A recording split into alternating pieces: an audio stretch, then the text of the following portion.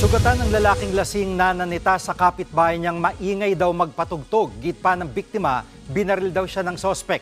Nasa frontline ng balitang yan si John Aroa.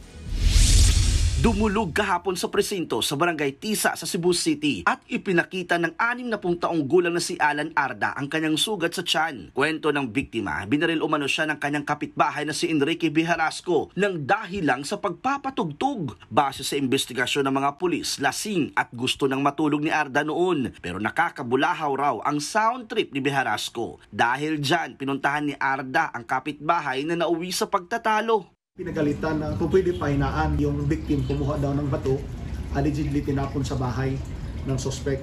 Dahil naman sa galit ng suspect, pumasok sa bahay, yung pagbalik na paglabas, may dala ng baril. Giit ng Mrs. ni Bijarasco, walang baril ang kanyang asawa kaya imposibleng barilin niya si Arda. Hindi raw bala kundi yero ang nakasugat sa biktima. Wala, may pus sila kumpares. Naghabulan kasi sila dyan tapos may yero. Tumama siguro si Alan. Nasugatan siguro dahil lasing na rin yun kasi.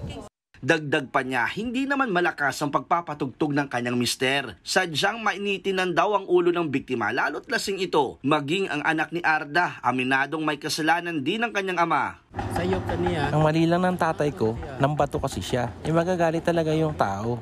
Tumakas at pinaghahanap naman ngayon si Bijarasco. Bukas, lalabas ang mediko legal para magkaalaman kung talaga bang binaril ang biktima o nahiwa ng yero. Wala naman daw planong magdemanda ang pamilya ni Arda. Nagbabalita mula sa Frontline, John Aroa, News 5. Mga kapatid, Jiggy Manikad po, iba na ang may alam at may pakialam sa panahon ngayon. Para sa konkreto, kumpleto at komprehensibong balitaan sa Frontline, mag-follow at mag-subscribe sa social media pages ng News 5.